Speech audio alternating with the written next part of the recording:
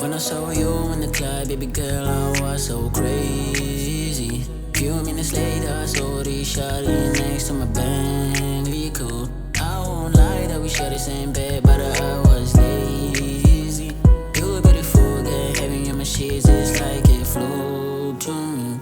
Baby, I love you more and more.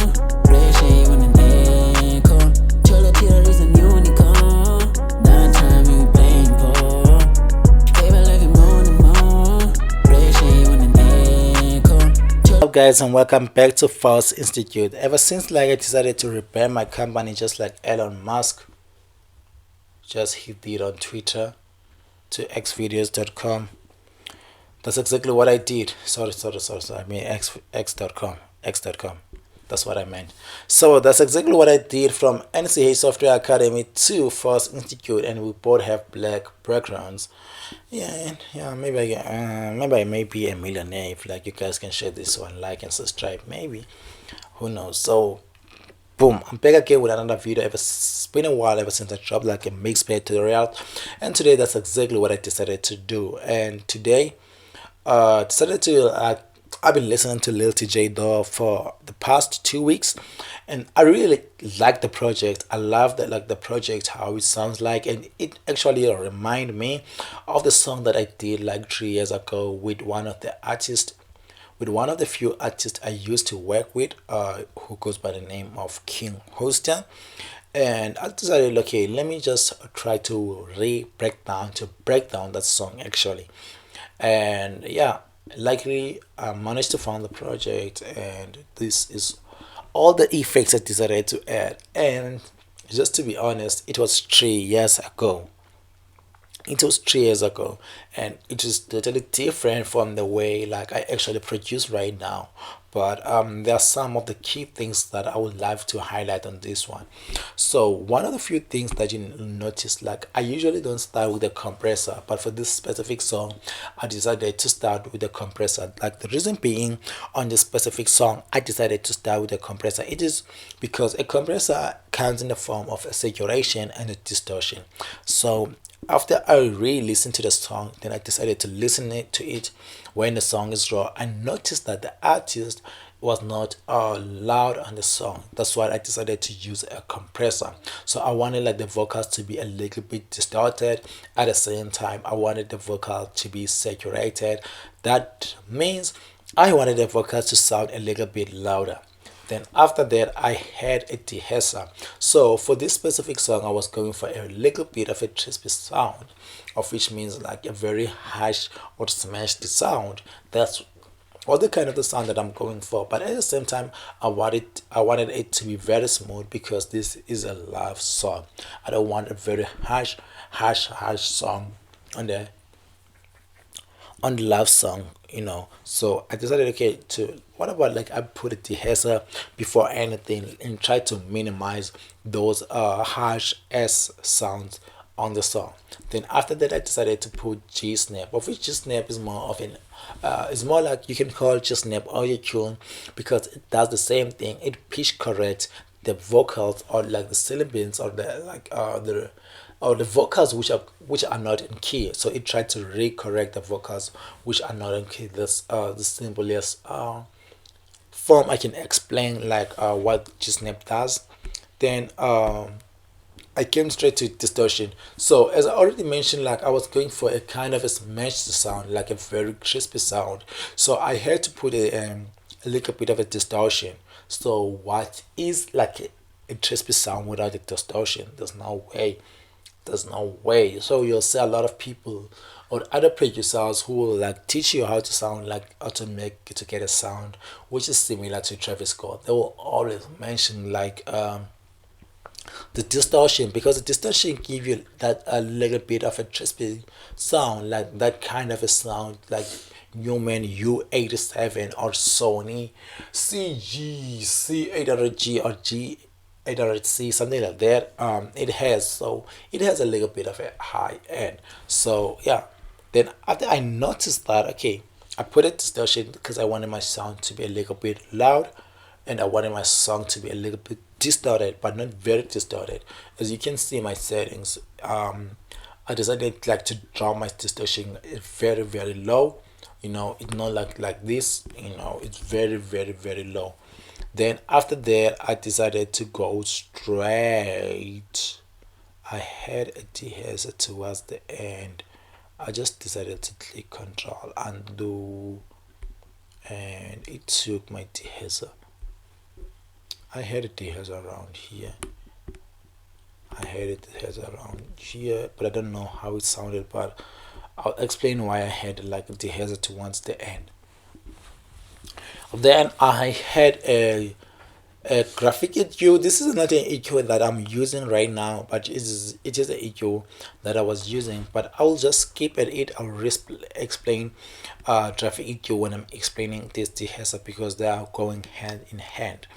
Then I had my reverb. So the reason I decided to put a reverb at the EQ, I usually put a reverb also toward the end of my chain, but this time I decided to put just in between, like other effects, because I wanted it to complement my my auto tune, which is just snap in this scenario. I wanted it to complement my auto tune, my pitch corrector, and at the same time to complement my compressor. As I have already mentioned, like I wanted my sound to be a little bit smashed and a little bit crispy. So this auto tune will help me to understand that, okay, my sound, I want it to be crispy, but I wanted to give it a little bit of a air. I wanted to give it a little bit of a space between a beat and the vocal. I wanted it to be the space. I don't want it to be very smashed. I didn't want it to be tightened up. That's why I decided to add an auto tune here. So since I'm in reverb, let me quickly explain like the low end on my part, because like my reverb and my EQ and my low end goes together. So the low end is generally like the place where you want to hear the vocal most of the time. This is where like your 808 boom boom boom act all. So in this part you can see like I decided to drop it very big time, because I know I don't have any sound here, but at the same time I wanted that little bit of a low white noise there, of which like also my reverb is acting on those low ended. It also adds on my high ends, also on my mids, but mostly what I was focusing on was my low end, because like as I said, my reverb also complement my compressor, whether my vocals is tightened up or is loosely, or I wanted my vocal to be wide on this one. I didn't want it to be tight, so it does complement my compressor.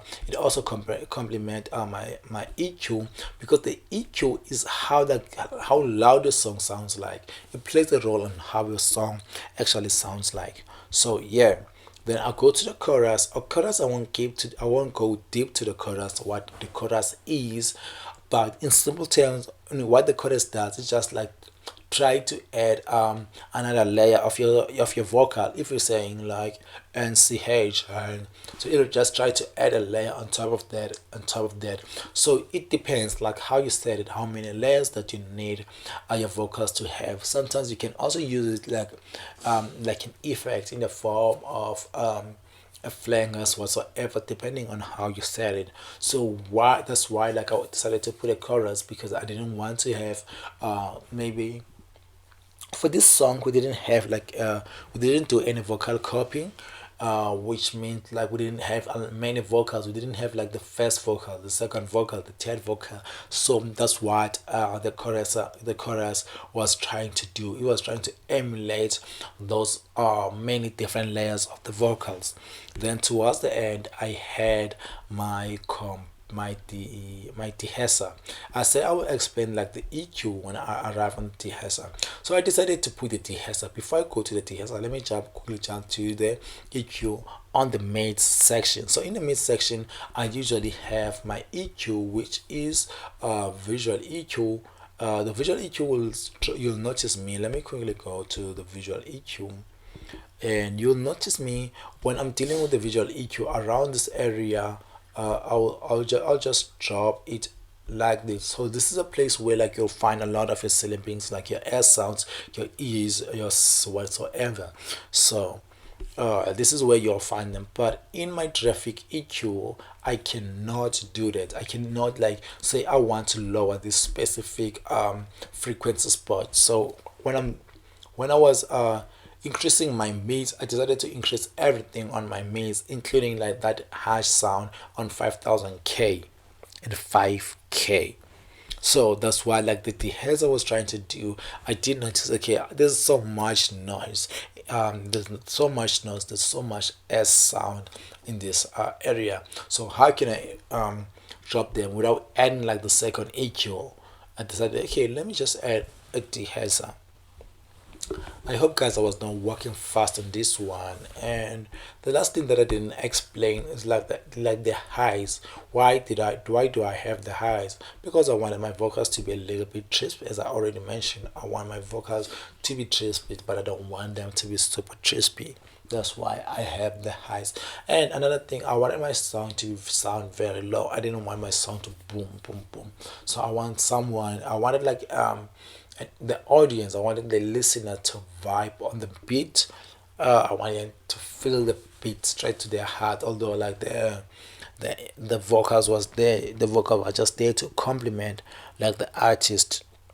Okay, that is it. So guys, I do have a video which actually goes deep on most of the things which I explained, including the dehazer. I think the beginning of the year I tried to make a series where I explain things step by step, of which I also went deep on the on the compressor. So guys, if like you haven't watched the video, please go and check it out. I'll try to leave the link on the description, or just click here on top, or I'll leave it on the comment section, depending if I didn't forget. But definitely I'll try my level best to make sure I leave the video on the comment section, or just click here above. I will say thank you so much guys for this opportunity. Thank you for everyone who have been subscribing. I love you all. Lately I've been focusing on Blender, and I know most of you are not interested in 3D. That's why I say, okay, let me just come back and try to do a little bit of a MixPad. It's been a while ever since I dropped like a MixPad video. Thank you so much guys, thank you so much for the subscribers. Your love really means a lot.